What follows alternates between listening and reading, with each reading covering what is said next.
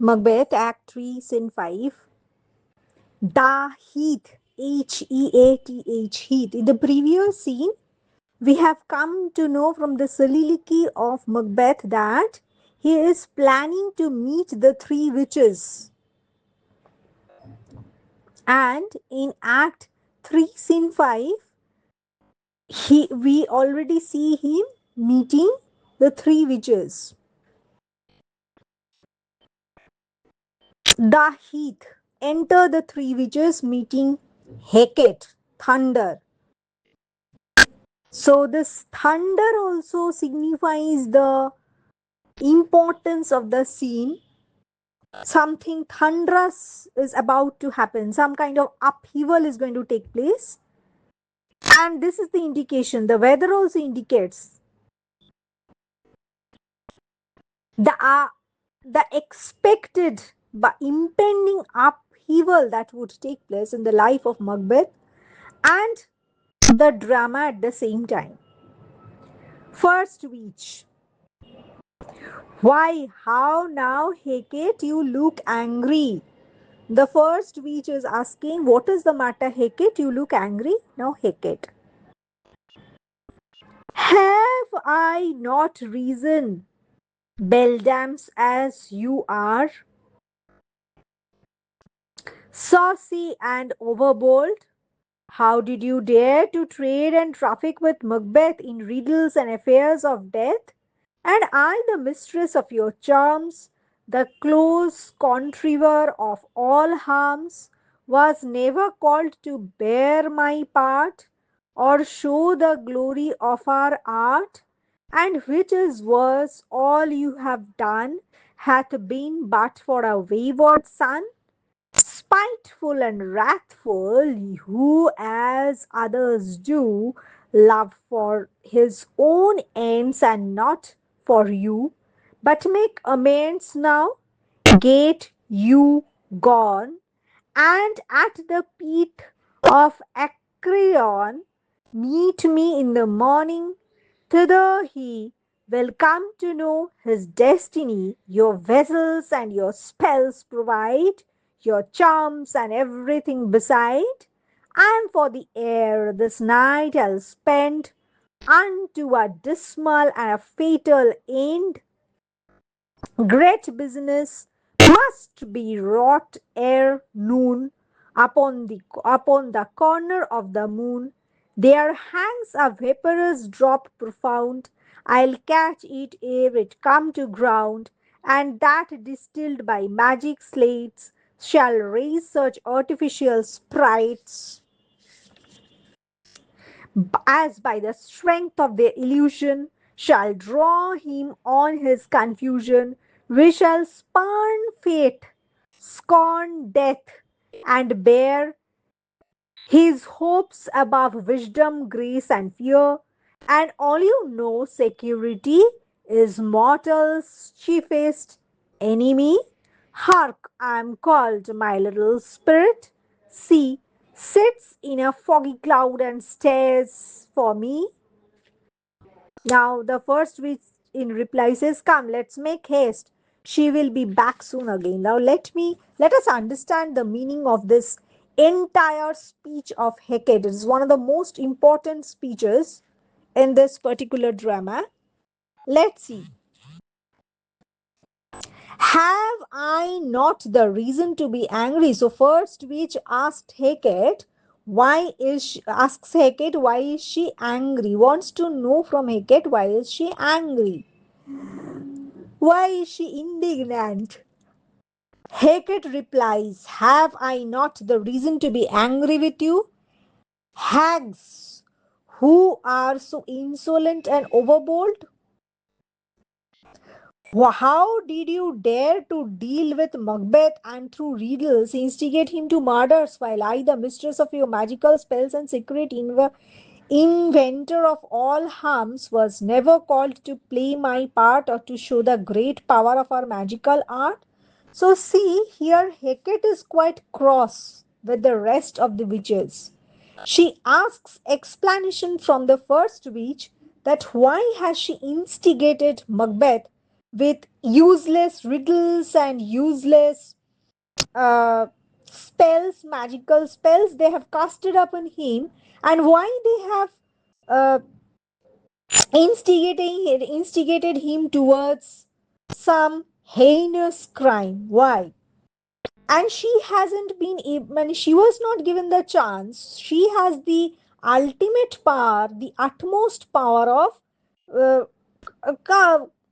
uh, spelling of all spells and magical spells, to use her magical spells, but she was not given the chance. Rather, they have played that part and they have instigated Macbeth towards some heinous crime, and that's why Hecate wants explanation from the rest of the witches that why they have done so.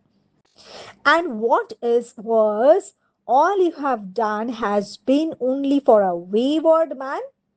So she has termed Macbeth as wayward, malicious, and full of fury, who like motives. So see, this Hecate also has observed that Macbeth is wayward, he is malicious, he is full of fury, who like others, likes not you, not for your own sake, acha, who like others, likes you not for your own sake, but for his own selfish motives. See, they have understood, she has understood that Macbeth doesn't like the witches for because he likes them, because he wants to meet his own self, he wants his own selfish ends to meet, and for that reason he comes to the witches very often. But he came to the witches, but correct your mistakes now. So Hecate wants the witches to correct their mistakes. No need of instigating Macbeth anymore, no need of prophesizing him anymore, and so on. She is cautioning them against it. Go away and meet me in the morning at the pit of hell. So Hecate is quite cross. She says that go away and meet me in the morning at the pit of hell. Hell. Macbeth will come here to know his future. So she has come to know that Macbeth will come to the witches to know his future. Keep yourself ready with your cauldrons, magic spells, charms, and every necessary things. I shall fly through the air. So she will fly through the air, and she asks the witches to keep their cauldrons bubble, bubble, cauldron bubble. So she wants the witches to keep their cauldrons ready, magic spells, charms, and every necessary things, because Macbeth is about to come to their place to know about his fate. I shall spend this night preparing a disastrous and fatal end for Macbeth. Great deeds must be done before noon.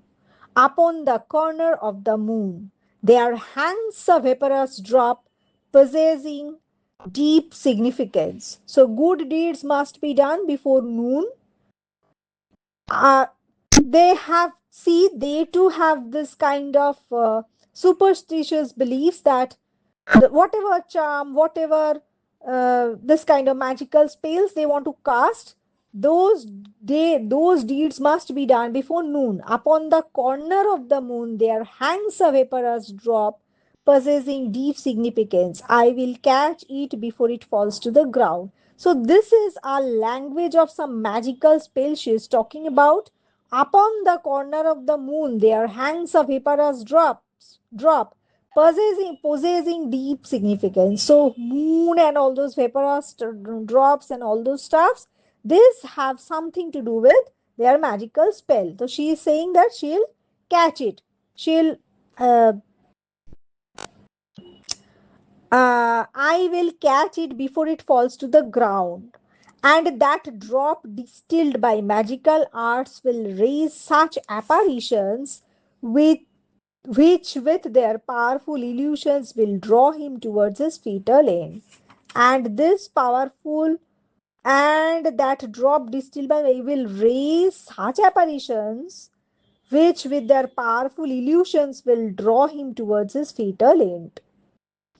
He will ignore fate, deride death, and build up hopes beyond the limit of wisdom, honor, and fear. So she knows this Hecate, she really has some power to look into future actually, and she knows it very well that Macbeth will ignore fate, deride death, build up hopes beyond the limits of wisdom, honor, and fear. And you know that overconfidence is the main enemy of human beings. Listen, I'm summoned. So she says that she's being called. Look, my attendant spirit sits in the misty cloud and waits for me. This is also has something to do with her magical spell. She says that her attending spirit sits in the misty cloud and waits for her. What she said? Upon the corner of the moon, there hangs a vaporous drop possessing deep significance. She'll catch it before it falls to the ground. Next, first witch. Come, let us hurry. She will return soon. They go out. Now, Act 3, Scene 6. Somewhere in Scotland, enter Lennox and another lord. Lennox, my former my former speeches have but hit your thoughts, which can interpret further. Now let me go through the paraphrase first, then I'll go through the original text. This becomes better. What I said agrees with your line of thinking, and you can draw your own conclusions. Enter Lennox and another lord. So Lennox says, what I said agrees with your line of thinking. তুমি যেটা ভাবছো, মানে আমি যেটা বলেছি সেটা তোমার ভাবনার সাথেও কিন্তু মেলে। And you can draw your own conclusions, and you are free to draw your own conclusions. I only see that things have been strangely performed. So Lennox, he has also smelt something unusual. He too has got an idea about, he too suspects something very fishy. And that's why he says, I only say that things have been strangely performed. Means something has been deliberately done. He too can predict that. Macbeth was full of sympathy for noble Banquo by Mary Duncan was dead. So Macbeth was full of sympathy for noble Duncan. By Mary, Duncan was dead. See, he is telling that Duncan was dead, and before that, Macbeth was full of sympathy. Too much kindness and sympathy was shown by Macbeth before, and Duncan was ultimately dead. And truly courageous Banquo returned too late, and he was killed, if you may think so, by Fleance, because Fleance ran away. Men must not move about at night. Who can fail to think how cruel it was for Malcolm and Donalbain to kill their noble father? It was a heinous act. How it saddened Macbeth. Did he not straightway, in loyal rage, kill the two careless guards who had become slaves to drink and sleep? So he too thinks the truly courageous Banquo returned too late, and he's telling it is, he's advising that we shouldn't be, they shouldn't be out late at night. Why? Because he has seen Banquo dead. He knows Fleance ran away. Men must not move about at night who can fail to think how cruel it was for Malcolm and Donalbain to kill their noble father. So he too believes that Malcolm and Donalbain, they killed their own father. It was a heinous act. How it saddened Macbeth. Did he not away in loyal rage kill the two careless guards who had become slaves to drink and sleep? So the chamberlains, you remember probably, that were killed, and blood was smeared, and the chamberlains were killed by Macbeth. And it has been portrayed in such a manner that the chamberlains killed uh, Duncan, and that's why Macbeth, as a feat in the feat of revenge, he has also killed them. But in reality, it is not so, isn't it? But Lennox is not aware of that fact, and that's why he says that we shouldn't be out at night. Banquo has been killed, Duncan has been killed, and this Macbeth was repentant and he was sad because of this murders. And then he killed those those innocent chamberlains, two careless guards. Was it not a noble act? Macbeth did a noble act by killing those chamberlains, yes, and it was wise too. For it would make anyone angry to hear the men deny involvement in the crime. So he is still supporting Macbeth because the guards drank and slept like that carelessly, and because of their carelessness only, Malcolm and Donalbain could commit such a heinous act. It is the belief of Lennox still now. Consider considering all this, I see that he, Mane Macbeth, has managed everything well. I'm certain that if he I'm certain that if he had got hold of Duncan's son, and thank heaven he wouldn't. Mane, if he gets hold of Duncan's son, they will have realized what it is to kill a father. Means he believes, Mane Lennox believes that uh, Macbeth has taught those chamberlains lessons because they neglected their duty. On the other hand, he knows that if Malcolm and then Donalbain, if Macbeth catches hold of them, then he will kill them as well, or he will teach them lesson as well as he did in the case of the chamberlains. Fleance would have learned his lesson in the same way. But let us talk no further, because I hear that Macduff, for his plain speaking and for his refusal to attend the usurper's banquet, usurper is Macbeth, banquet, now lives in disgrace. Sir, can you tell where he lodges now? So Macduff told that he wouldn't attend Macbeth's banquet. And now he wants to know where Macduff is. Now let me go through the original text.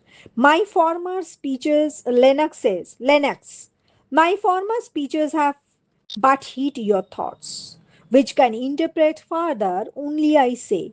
Things have been strangely borne. The gracious Duncan was pitied of Macbeth. Mary, he was dead. And the right valiant Banquo walked too late, whom you may say Fleance killed. For Fleance fled. Men must not walk too late. Who cannot want the thought how monstrous it was for Malcolm and for Donalbain to kill their gracious father? Damned fact! How it did grieve Macbeth! Did he not straight in pious rage the two delinquents tear? That were the slaves of drink and thrall of sleep? Was not that nobly done? Ay, and wisely too? For it would have angered any heart alive to hear the men deny it.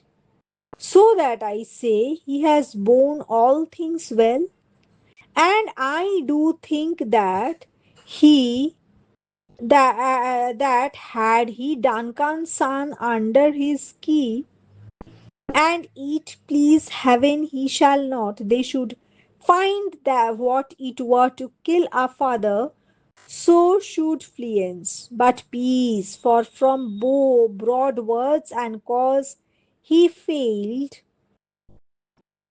his presence at the tyrant's feast, I hear. Macduff lives in disgrace.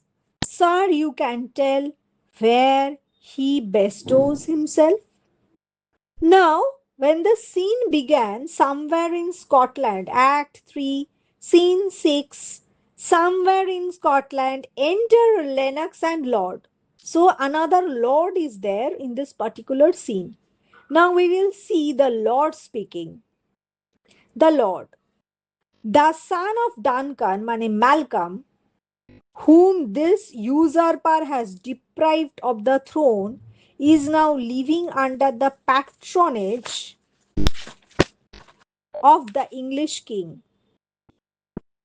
Malcolm has been received by pious Edward with such hospitality that his misfortunes have in no way lessened the high honor given to him. What? The son of Duncan, mane Malcolm, whom this usurper has deprived of the throne, mane Macbeth has deprived Malcolm of his throne, and they are calling, they have given the adjective usurper to Macbeth because he has deprived Malcolm of his throne. And now living under the patronage, mane Malcolm is living under the patronage of the English king. Malcolm has been received by pious Edward. So we have come to know, here we come to know that the name of the English king is the pious Edward, under whose patronage Malcolm is residing at present. Malcolm has been received by pious Edward with such hospitality that his misfortunes have in no way lessened the high honor given to him. So, pious Edward, the English king, has given a lot of honor to Malcolm. Macduff has gone there to entreat the holy king to help him by calling to arms the people of Northumberland and the warlike Seward, so that their help we may again so that by their help we may again eat our meals peacefully, sleep soundly at night, read our feasts and banquets of fear of murders, pay honest homage to the rightful king, freely receive honors, and do all for which we pine now. And this report has made Macbeth so angry that he is preparing for a war.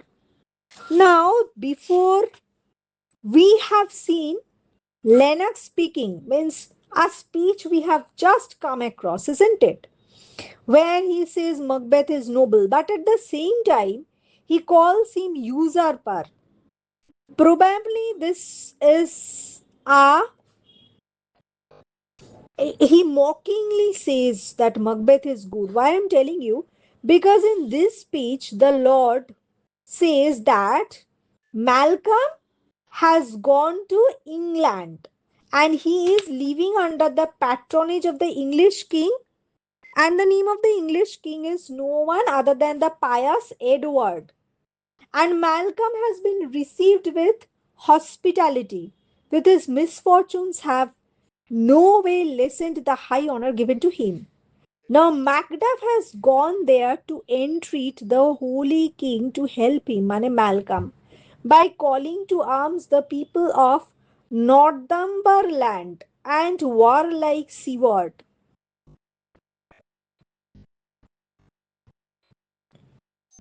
Calling to arms the people of Northumberland and the warlike Seward, so that their help money with God above to bless the matter, we may again eat our meals peacefully. So they will again eat their meals peacefully, sleep soundly at night, read our feasts and banquets of fear of murders. Money, our feasts and banquets will not be threatened by the fear of murder. Pay honest homage to the rightful king, freely receive honors, and do all for which we pine now. মানে আমরা শান্তিতে থাকতে পারবো। ম্যালকাম ওখানে গেছে। এক কথায় বলে দিচ্ছি, এটা ম্যালকাম আন্ডার দ্য প্যাট্রনেজ, এর আগে স্পিচে কি মনে হয়েছে, লেনাক্স মনে হয়েছে যে মাকবেথকে খুব গ্রেট মনে করছে, বলছে ও প্রতিশোধ নিয়েছে চেম্বারলেন্স এর উপর, স্মিয়ার্ড ব্লাড, আজকে যদি ম্যালকাম ডোনাল্ডবেন আসেও তাদের উপরও প্রতিশোধ নেবে, ফ্লিয়েন্স পালিয়ে গেছে, তাকেও এবার কি বলে, ম্যাকডাফকে চোখে চোখে রাখছে, ম্যাকডাফ মুখের উপর বলে দিয়েছে যে আমি ব্যাংকোয়েটে যাব না, সেই জন্য তার উপর মাকবেথের প্রচন্ড রাগ। ম্যাকডাফ কোথায় কি তুমি জানো, ল্যালাক্স জিজ্ঞেস করছে, তখনই যে লর্ড, যে আরেকটা লর্ড ছিল এই সিনটাতে, অ্যাক্ট 3 সিন 6-এ যখন শুরু হলো বুঝলাম somewhere in Scotland Lennox and another lord, সেই লর্ড এবার ওকে খবর দিচ্ছে যে ম্যালকাম এখন living under the patronage of the English king pious Edward, তার হসপিটালিটির আন্ডারে আছে, তারকে প্রচুর অনার দিয়ে রেখেছে পায়াস এডওয়ার্ড। সেখানে ম্যাকডাফ গেছে, এই যে Macduff has gone there to entreat the holy king to help him, মানে Malcolm, by calling to arms the people of north দাম্বারল্যান্ডের লোকের সাহায্য নিচ্ছে, calling to arms the people of Northumberland, মানে তাদের সেনার সাহায্য নেবে নর্দাম্বারল্যান্ডে, and the war like Siward, তাদের সব সাহায্য নিয়ে কোনো যাতে একটা যুদ্ধ করে যাতে এই মানে এই মাকবেথকে একটা শিক্ষা দেওয়া যায় সেটার ব্যবস্থা করবে, যাতে তারা এবার শান্তিতে, এই যে বলছে we may again eat our meals peacefully, যাতে শান্তিতে খেতে পারি আমরা, স্লিপ সাউন্ডলি অ্যাট নাইট, শান্তিতে ঘুমোতে পারি, rid our feasts RID rid, get rid of সেই RID rid, rid our feasts and banquets of fear of murder, মানে কোনো খেতে পায় শান্তিতে, ব্যাঙ্কওয়েটে আমরা হাজির হতে পারি কোনো মার্ডারের ভয় না পেয়ে, pay home honest homage in to the rightful king. ওটার মানেই দাঁড়িয়ে যাচ্ছে যে they don't believe that Malcolm and Donald has killed Macbeth. তো এর আগের স্পিচটা যে লেনাক্স ছিল সম্ভবত ওটা মকিং স্পিচ ছিল। এটা আরো যখন এগুলো যখন ডেসক্রিপশন পড়বো, এক্সপ্লানেশন পড়বো, will come to know about it. And this report has made Macbeth so angry that he is preparing for a war. এই যে ব্যাপারটা, যেই এই যে আমরা যে এই যে বললো যে এই যে ওরা গিয়ে যে নর্দাম্বার ল্যান্ডে calling to arms the people of Northumberland and the war like Siward, সেই জন্য আমরা হোমেজ দেব রাইটফুল কিংকে, এই যেগুলোর জন্য আমরা পাইন করছি এখন, সেইটা গিয়ে ইয়েকে বলবো, ম্যাকবেথ ওদেরকে গিয়ে বলবো আর ওরা যাতে এটা দিয়ে দেয়, কি বলে, মানে মাকবেথ এটা শুনে নিয়ে ও ওদের বিরুদ্ধে ওয়ারের জন্য প্রস্তুতি নিচ্ছে। Lennox, now let me go through the original text. The son of Duncan, from whom this tyrant holds the due of birth, lives in the English court and is received. The son of Duncan, for whom this tyrant holds the due of birth, lives in the English court and is received of the most pious Edward with such grace that the malevolence of fortune nothing takes from his high respect. Thither Macduff is gone to pray the Holy King upon his aid to wake Northumberland and warlike Seward, that by the help of these we may again give to our tables meat, sleep to our nights, free from our feasts and banquets, bloody knives, do faithful homage and receive free honors, all which we pine now. And this report had so exasperate the king that he prepares for some attempts of war. Lennox, did he send for Macduff? Mane, has Macbeth sent for Macduff? Lord, he did. But the frowning messenger, having received a positive refusal, turned his back and murmured as one who would say, "You will repent for sending me back with this answer." very, very important thing he has said. Lord বলছে হ্যাঁ ম্যাকডাফের পেছনে মাকবেথ পাঠিয়েছে, আর ফ্রাউনিং মেসেঞ্জারটা কে Macduff বলে দিয়েছে যাব না, positive refusal, turned his back. এবার বলছে ফ্রাউনিং মেসেঞ্জারটা মনে হলো যেন পিছন ফিরে বলল, they will repent for sending me back with this answer। এই যে তুমি গেলে না, মানে মনে হচ্ছে যেন মেসেঞ্জারটা, ফ্রাউনিং মেসেঞ্জারটা মনে মনে বলছে ম্যাকডাফকে, মুখের উপর তো বলেনি, যে এই যে তুমি যাচ্ছ না, এটার জন্য কিন্তু তোমাকে দাম দিতে হবে, তোমাকে পরে রিপেন্ট করতে হবে, আর হবেও তো। Later on we will see that Macduff's innocent wife and children will be killed. Macduff won't be killed because he was born of a woman, not naturally. He was born out of cesarean section. That's why he will be, and that's why he won't be killed by Macbeth. কিন্তু his wife and children, মানে ম্যাকডাফের innocent wife and children will be killed. তাই ও বলছে হ্যাঁ, এই যে বললো লেনাক্স বললো ম্যাকডাফকে, ম্যাকডাফের জন্য পাঠিয়েছে নাকি মাকবেথ, তখন লর্ড বলছে হ্যাঁ পাঠিয়েছিল, আর ম্যাকডাফ বলে দিয়েছে যে আমি আসবো না। এই যে আসবো নাটা বলেছে, মেসেঞ্জারের ফ্রাউনিং ফেসটা দেখে এটা মনে হয়েছে যেন যে আমায় ফেরত তো পাঠিয়ে দিচ্ছ, এটার জন্য তোমাকে দাম দিতে হবে। এই যে Lord, he did. Lennox, sent he to Macduff? Lord, he did. And with an absolute, Sir, not I. The cloudy messenger turns me his back, and hums as who should say, you will rue the time, that clogs me with his answer. Lennox. And এবার লেনাক্স কি বলছে, and that warning might have advised Macduff to take caution and to keep himself as far away as his wisdom can manage. May some holy angel fly to the court of England and deliver his message before he reaches there, so that God will soon bless our country suffering under a tyrant. Oh, Lennox has understood that they are suffering under a tyrant.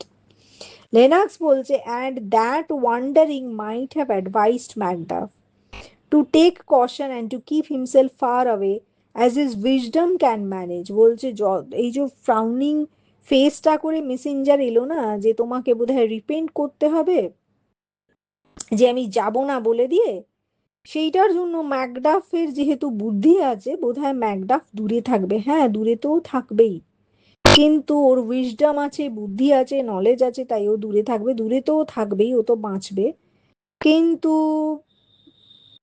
Or wife and children কিন্তু আর থাকবে না। সেটা মানে we haven't come to know here, but we will come to know later on.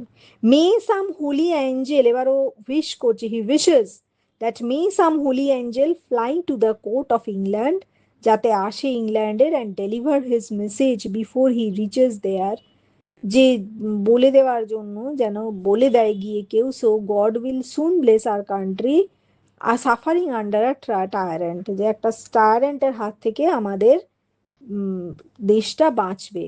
Lord, I will send my prayer with him, হ্যাঁ আমি এই প্রেয়ারটা তার কাছে পাঠাবো।